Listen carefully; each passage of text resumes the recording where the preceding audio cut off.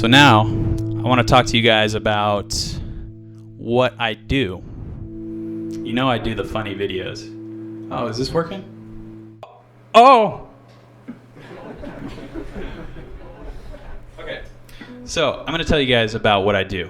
Let's see where I'm at here. Whoa. 6:45. Thought everyone would be gone after like 20 minutes. Just in case the screen does pop up, let me make sure nothing. My wife's right there. Hey, what do you have on there? Stuff. Oh! Great job, great job. Richard, everybody. Close reach. Hey, Richard. Incredible. Oh, yeah. Hey, you guys aren't supposed to see this! I'm just kidding. Yeah. 2 million people saw stuff from me this week.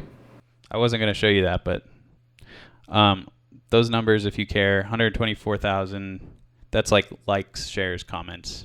So I want to tell you guys about what I do. On YouTube, precursor to this, I started on YouTube, actually. I uploaded stuff, and I got like 7 views. I was like, this sucks. I'm probably 7 of those views. Just keep watching yourself. Oh, I'm so awesome. Yeah, nice one. You guys have all done that in some way or another. So I was like, well, Facebook has a video thing. Let me throw it on Facebook. Stuff blows up on Facebook. And it's actually more valuable than YouTube to me, because the nature of what I do is not based on views, it's based on engagement.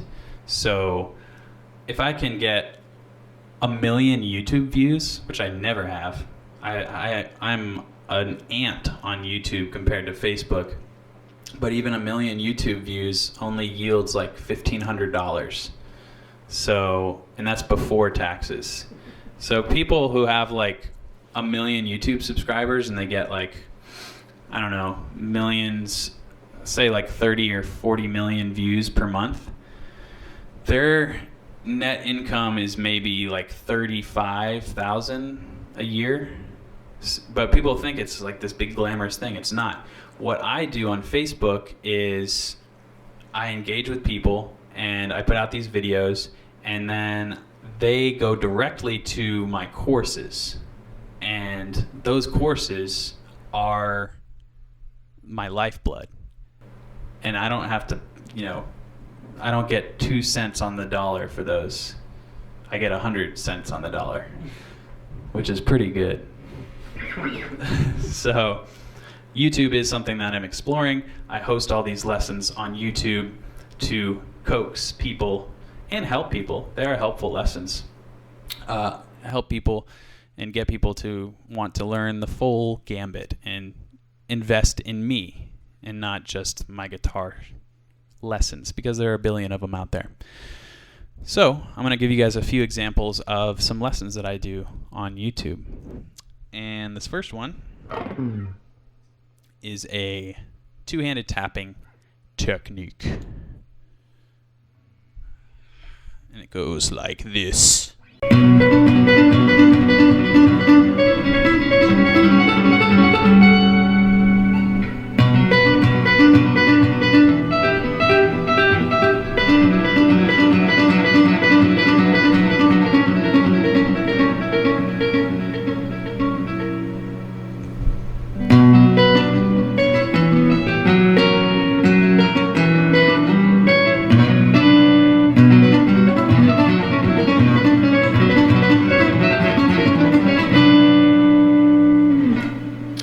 So that is oh, well, thank you.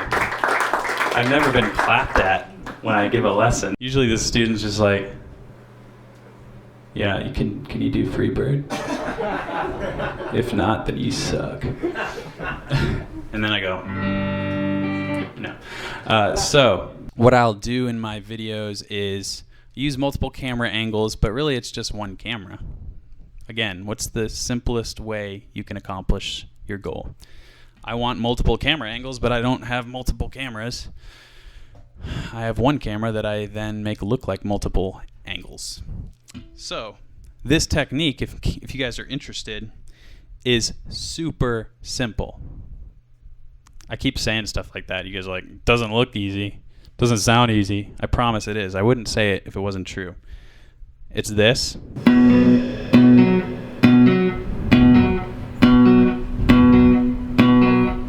And then this. It's like you're typing on a keyboard, right? Everybody has typed on a keyboard here. Yes? Okay. So, I don't know if anyone's like anti-keyboards. So it's just this rhythm.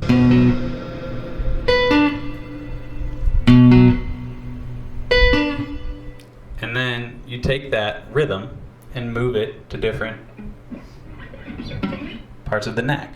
The way that I convey these things, I think, has a lot to do with why people react the way I do, because I just try and talk to you guys like I'm talking to myself or to a friend, and I really, really want to slow it down, so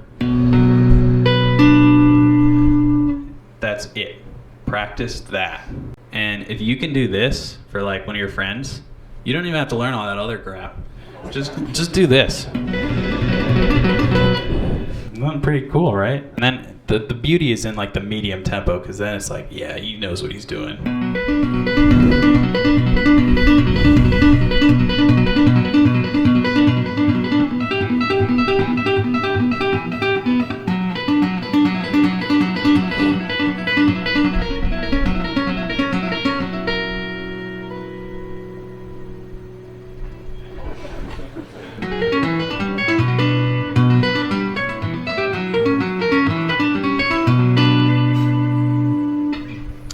So that is an example of two-handed tapping, and it's about a 7 or 8 minute video, and it's very simple to do. So that's the type of content that I throw up there on YouTube. I say, I want to give you a little trick.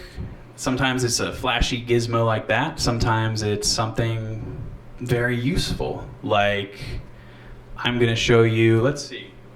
What did I write down on my magical pad? Raise your hand if you are fluid in the art of triads. Oh. Well. Okay, now. Got one here. Well, you're a guitar teacher. Yeah. Not fair. So, does everybody know about a bar chord? Yeah, we're getting some head nods. Okay. Here's a bar chord.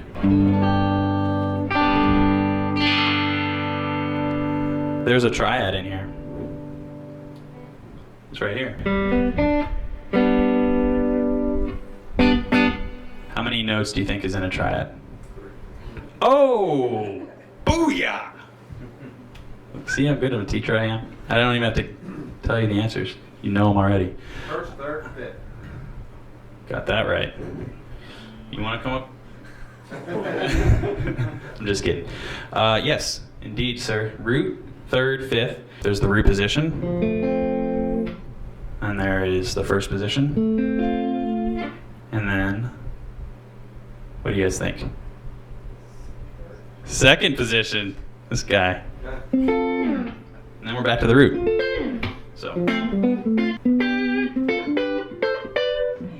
So imagine soloing with like 3 notes at a time on each pick attack.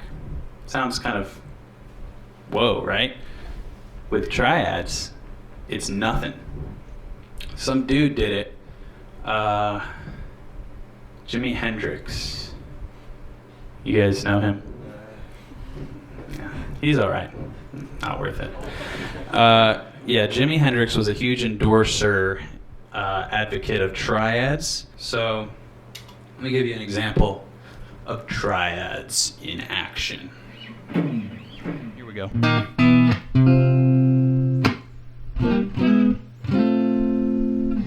Those are all triads. Not these 3, but these 3. Maybe if you didn't know triads and didn't have tabs in front of you, you would play something like this. Or maybe power chords. But with triads, there's a lot more character in there. we'll move along.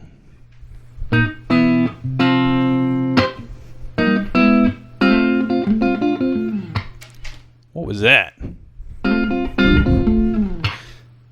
That's a triad, including other notes within this diatonic key. So that was Hendrix's brilliance. He took these triads, and then he did. That's very piano-esque. And all he was doing, if you notice, there was 3 strings on each attack. Nobody had ever done that before. So that's what triads can do for you, is expand your improvising, so that instead of playing this chord progression, say somebody says play G, D, C. What do you think most guitar players would do? They'd probably play...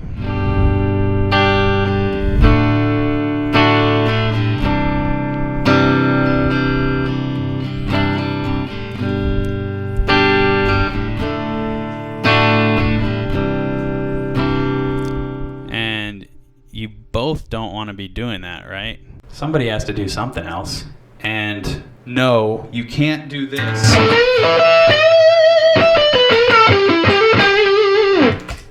Can't always do that.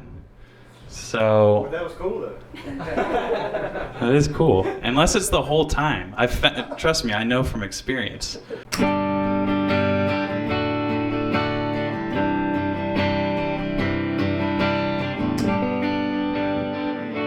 Now we gotta find D and C. We'll start with the root.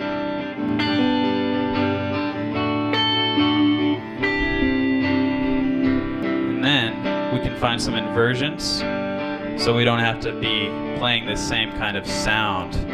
So a C in the second inversion, if you're practicing your triads, you'll know is right here. So here's root.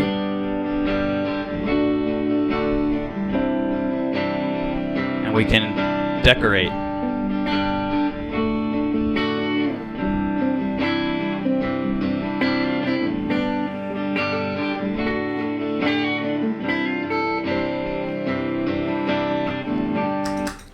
So triads can accompany many different situations in music. I've probably done about 10 different lessons in different forms and variations on triads, and that's also a foundational element of my flagship course, Guitar Super System, is triads, because they're really the simplest form of music. Everything is built off of triads. Triads. There are some unexplored areas that I'm kind of excited about as far as Music Is Win goes, because like I said, I haven't been doing this for that long, less than a year. So YouTube is still a very untapped kind of resource, I think, as far as collaboration goes and meeting people that I can work with. Anyways, I'm going to end it here. Thank you so much for coming. Seriously, it's really meaningful for me to just meet people because of music and what I do. So I hope you enjoyed this. If you want to see all the footage from this, you can check out my YouTube channel.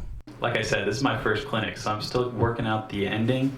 Thank you to Island Music. They're pretty cool. I'm sure you guys already know that since you found this place, and Keith has really changed a lot of things for the better for me. Thank you very much for coming. Bye.